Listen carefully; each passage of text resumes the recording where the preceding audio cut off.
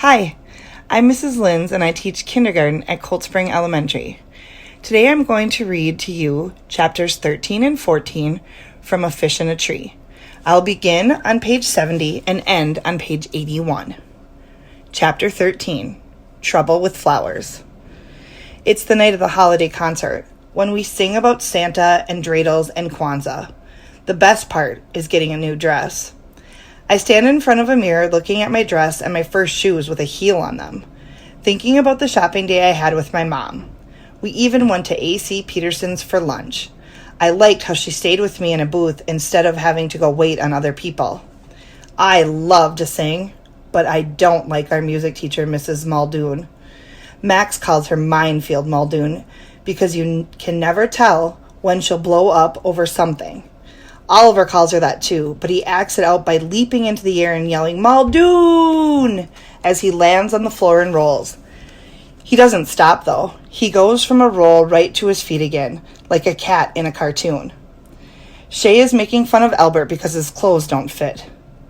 "What's with the pants, Albert?" she says.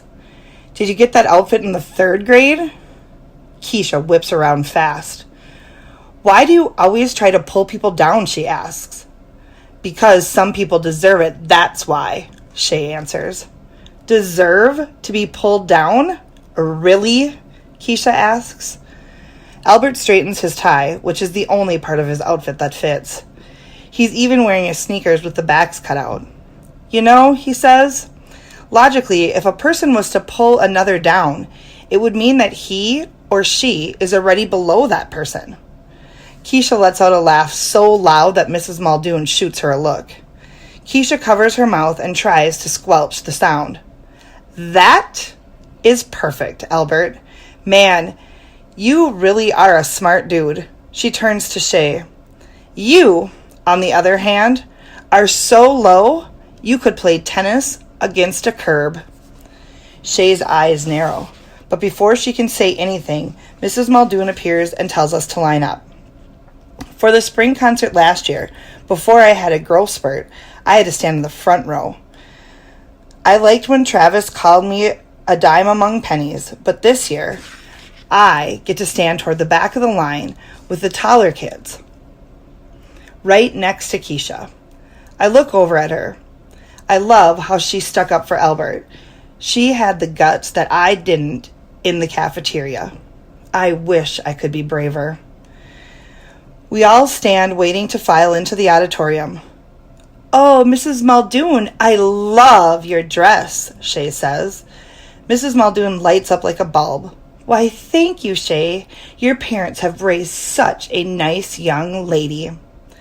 "Oh, thank you very much, Mrs. Muldoon," Shay smiles, but when she turns away towards Jessica, she rolls her eyes, and she keeps glaring at Keisha.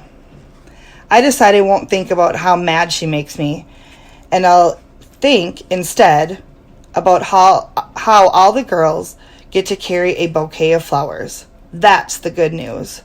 The bad news is that they have been donated by Jessica's father, the florist. It's nice of him, but Jessica hasn't stopped bragging about it.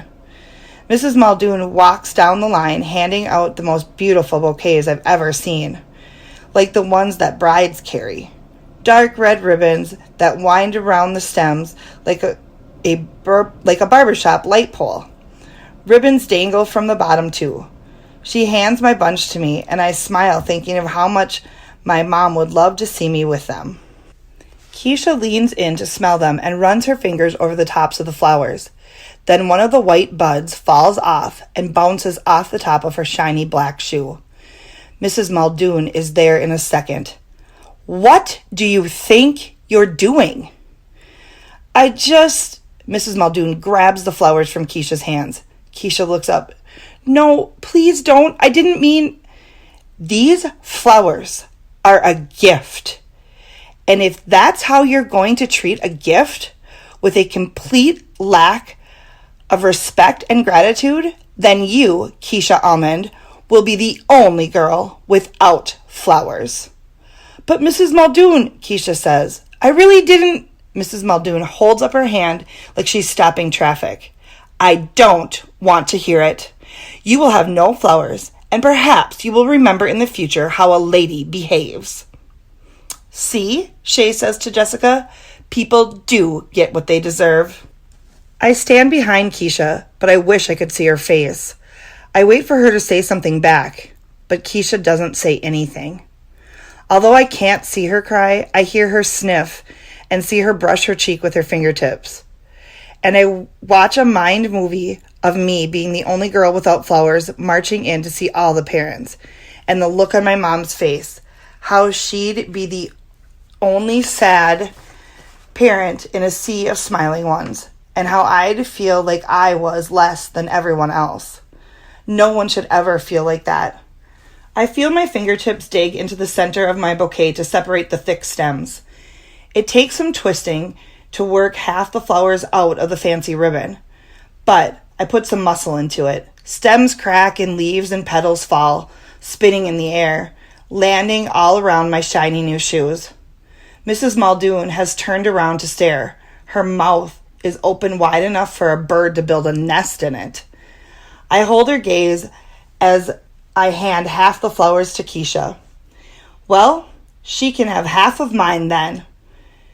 In the end, neither of us had flowers when we walked into the auditorium, but we had bigger smiles than anyone else. Chapter 14.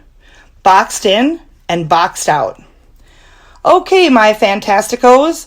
As you know, today is Fantastico Friday, and we are going to end our day with a challenge. I'm going to break you into groups. Each group will be given a shoebox wrapped in elastic bands, which you will not remove, with a mystery object inside. Your job is to guess what the mystery object is. You can do anything to the box to figure it out except open it. There are 4 numbered boxes that will rotate from group to group. You have 10 minutes with each box, so be sure that you write down your guesses. At the end, we'll open them up to see what each object is. He claps once loudly. Any questions? Everyone looks excited. Most glance around the room, probably hoping that they will be with Albert. He'll get every answer right. But I end up in a group with Max, Suki, Oliver, and Jessica. I briefly consider going to the nurse, especially when I have to stare at all of Jessica's friendship bracelets. I wonder if each bracelet is from a different friend. I glance down at my empty wrist. Box number 1 is dropped on our table. Oliver grabs it and shakes it hard. Jessica folds her arms and rolls her eyes, her response to anything not done or said by Shay. I look across the room. Shay is in a group with Albert. She's holding the box and talking. What a surprise. Yeah, says Max, taking the box from Oliver. My turn. I'm surprised when Suki speaks up first. Oliver, we all need a turn, so we must plan. 10 minutes and 5 of us 2 minutes each. I think about the nurse again. I could lie on the comfortable bed and think. I've come up with some of my best sketchbook ideas pretending to be sick down there. Max has been shaking the box. He throws it into the air once and catches it. Whatever's inside is heavy, he says. Oliver says, maybe it's a kangaroo. Jessica looks at him in disgust. Oliver shrinks. I was just kidding, he mumbles. This makes me sad. Max hands it to Jessica, who gives it a little shake and says, I think it's a wooden block, like maybe one of those alphabet blocks. When will it be my turn again? Oliver asks. Suki is taking some kind of notes or something. Looking up at the clock, she says, Oliver, you have 25 seconds of your time left only. Oliver takes the box back and sniffs it and tries to hear something by pressing his ear to the top. Mr. Daniels calls from the other side of the room. I love that, Oliver. Creative investigation. While I wait for my turn, I wonder why Oliver always smells like graham crackers. Finally, I get the box, and I put it up to my ear, and I tilt it. Whatever is inside rolls rather than slides. It must be round, and Max is right about it being heavy. I tilt it again with my palm on the side of the box. I think it's a baseball, I say, handing it to Jessica. She does the same test and surprises me by saying, I agree. Feels like a baseball. Wait, I say, taking it back. I tilt it again quickly, and the object hits the end hard, and then lightly. It bounces, I say. Would a baseball bounce? I asked, turning to Max. Nah, I don't think so. Maybe it's rubber like a lacrosse ball. After that, Suki tests the box. She writes down our answer. Then we get the second box. The second item slides rather than rolls. I can tell because it doesn't move if the box is tilted a little, but once tilted more, will move all at once. I can feel it scraping along the bottom. It's weird, but I can almost see it. It's heavier than an alphabet block, but I think it is a shape with all flat sides. Oliver tells me that it's cool that I'm so good at this. I forget to say thank you because I'm shocked. But then I also forget to be nervous, talking to everyone and feeling like I can do this as well as everyone else. And it is the best feeling ever. Suki hands the box to me. Your turn to go first. The third box is harder.